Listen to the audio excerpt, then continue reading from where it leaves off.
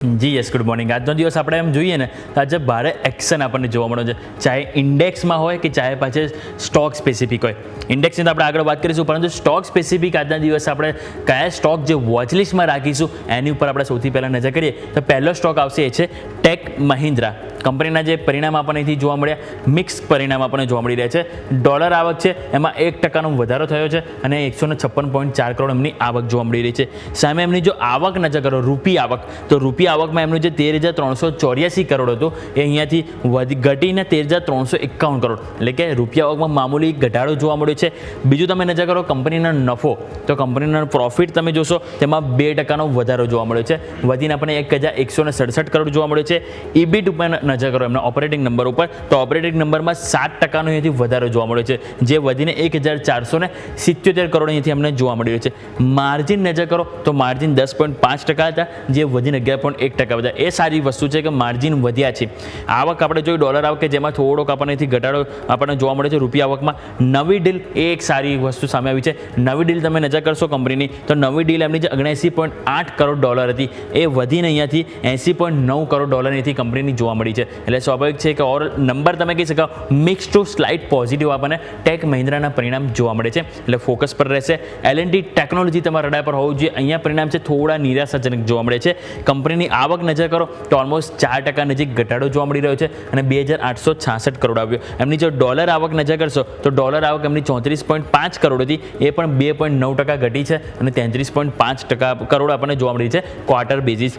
બીજું કંપનીનો નફો તમે નજર કરો તો ઓલમોસ્ટ ફ્લેટ ટુ પોઝિટિવ છે, 0.7%નો વધારો છે, 315.7 કરોડ આવ્યું છે. માર્જિન તમે જોશો એમાં પણ ફ્લેટ ટુ પોઝિટિવ કહી શકે, કારણ કે 13.2% હતા, જે વધીને 13.3% કંપનીના માર્જિન જોવા મળે છે. એટલે કે ટેક મહિન્દ્રા, L&T ટેકનોલોજી બંને આપણને આઈટી સ્ટોકથી ખાસ કરીને ફોકસ રહેશે. બીજું હવે નજર કરીએ કેપિટલ માર્કેટ સાઇડ, તો આપણને એન્જલ વન કે જેના પરિણામ આપણને આપ્યા હતા ગઈકાલ માર્કેટ બંધ થયા બાદ પરિણામ ખરાબ આવ્યા છે. અને કંપનીની જો આવક જોશો નો ડાઉટ 8% વધી છે, 1,141 કરોડ આવી છે, પરંતુ કંપનીનો એક્સપેન્સ બહુ વધ્યો છે અને એ કારણથી કંપનીના નફા ઉપર અસર જોવા મળી છે.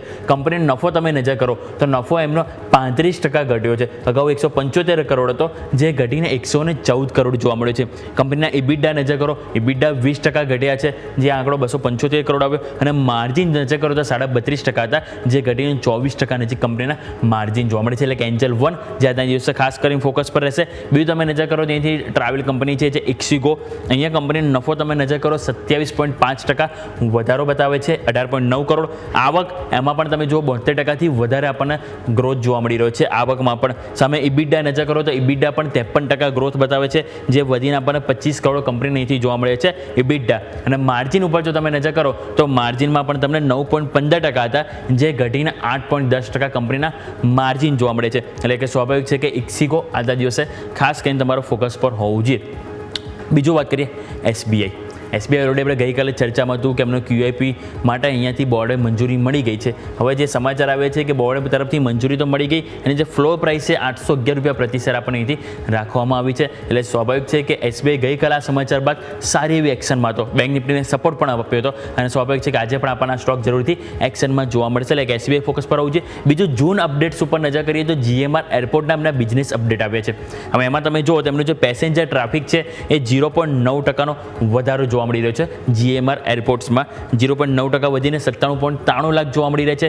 સામે તમે જો નજર કરો એમના સ્થાનિક પેસેન્જર ટ્રાફિકમાં, તેમાં પણ એમને 2.9%નો વધારો જોવા મળ્યો છે. આંતરરાષ્ટ્રીય એટલે કે ઇન્ટરનેશનલ પેસેન્જર ટ્રાફિકમાં પણ 4.6%નો એથી વધારો જોવા મળી રહ્યો છે. અને એરક્રાફ્ટ મુવમેન્ટ ઉપર નજર કરો તેમાં 2.6%નો વધારો થઈને 61,251 એમના જોવા મળી રહ્યો છે. એટલે કે સ્વાભાવિક છે કે આપણને ઓવરઓલ GMR એરપોર્ટ્સ ફોકસ પર રહેશે. લાસ્ટ સ્ટોક તમારા રડાર પર હોય છે મારુતિ સુઝુકી. અહીંયા એમને અપડેટ આવે છે કે અર્ટિગો અને સાથે સાથે બલેનો આ બંનેમાં તેઓ એક સ્ટાન્ડર્ડાઇઝેશન 6 બેગ્સની તેઓ અહીંયાથી એક જાહેરાત કરી છે લગાવવાની. એટલે સ્વાભાવિક છે કે આ બાદ હવે એમની જે એક્સ શોરૂમ જે પ્રાઇસ હોય છે એમાં વધારો થશે. એટલે કે તમે જોશો તો અર્ટિગાની પ્રાઇસમાં તમે જોશો તો એમાં 1.4%નો પ્રાઇસમાં વધારો થશે અને બલેનોમાં 0.5%નો વધારો થશે અને 16 જુલાઈથી આપણને લાગુ પડવાની હતી. રાઈટ, તો આ થઈ ગઈ સ્ટોક સ્પેસિફિક. પરંતુ હવે આજના દિવસે ઇવેન્ટ તમે જોશો તો ઘણી બધી ઇવેન્ટ છે કે જેના કારણે માર્કેટ આજે રસપ્રદ રહેવાનું છે. સૌથી પહેલાં તો ગુરુવાર એટલે સ્વાભાવિક છે કે આપણે નિફ્ટીની એક્સપાયરી કે જ્યાં તમારો ખાસ કંઈ નથી ફોકસ હોવું જોઈએ વીકલી એક્સપાયરી ઉપર. બીજું તમે જુઓ તો પરિણામ આજે ઘણી બધી કંપની આવવાની છે. નિફ્ટીની 3 કંપની, વાયદા બજારની 6 કંપની. પહેલાં 3 કંપની નિફ્ટીની નજર કરો તો Wipro, Jio finance, axis bank આના પહેલા ત્રિમાસિકના પરિણામ આવવાના છે નાણાકીય વર્ષ 2026ના, એટલે સ્વાભાવિક છે કે આ તમારો ફોકસ પર હોવું જોઈએ. વાયદા બજારની તમે નજર કરશો ટોટલ 6 કંપનીના આજે પરિણામ આવવાના છે. તો તેમાં તમે નજર કરો તો HDFC AMC, Indian Hotels, 360 ONE, LTI Mindtree, Polycab અને ટાટા કોમ્યુનિકેશન આ દરેક કંપનીના પરિણામ આવવાના છે. ટોટલ 3 + 6 9 કંપનીના પરિણામ એટલે કે પ્રી રિઝલ્ટ એક્શન જરૂરથી આજે આપણને જોવા મળશે. દરેક સ્ટોક તમારો ફોકસ પર હોવું જોઈએ. હવે વાત કરીએ ડિવિડન્ડની તો કોરોમંડલ ઇન્ટરનેશનલ અહીંયા પણ એક ડિવિડન્ડ છે 9 રૂપિયાનું. બીજું GSCL જ્યાં 12 રૂપિયાનું ડિવિડન્ડ છે. ગ્રેફાઇટ ઇન્ડિયા અહીંયા 11 રૂપિયાનું ડિવિડન્ડ છે. એટલે સ્વાભાવિક છે કે અહીંયા પણ આપણને સારી એવી એક્શન જોવા મળશે, એડજસ્ટમેન્ટ થતું જોવા મળશે. એક્સડેટ છે. F&O બેન્ડમાં 2 સ્ટોક છે, એક છે એન્જલ વન અને બીજો સ્ટોક આપણને અહીંથી જોવા મળી છે એ છે હિન્દુસ્તાન કોપર. એટલે સ્વાભાવિક છે કે અહીંયા પણ ખાસ કરીને ફોકસ રહેશે. હવે બીજો જો અપડેટ આપણે જોઈએ તો એક મુંબઈમાં DLFનું અહીંયાથી વેસ્ટ પાર્કનું લોન્ચિંગ જેના એક પ્રીમિયમ હાઉસિંગ છે કે જેનું આજે લોન્ચ છે. એટલે સ્વાભાવિક છે કે DLF પણ આજના દિવસે ફોકસ પર રહેશે. હવે જો આપણે વાત કરીએ ગ્લોબલ માર્કેટની તો યુરોઝોનમાં આજે જૂન મહિનાના CPI આંકડા આવવાના છે, ત્યાં તમારું ફોકસ હોવું જોઈએ. અને લાસ્ટ યુએસના જોબલેસ ક્લેમના આંકડા આવવાના છે, એટલે ત્યાં પણ તમારું ખાસ કરીને ફોકસ હોવું જોઈએ.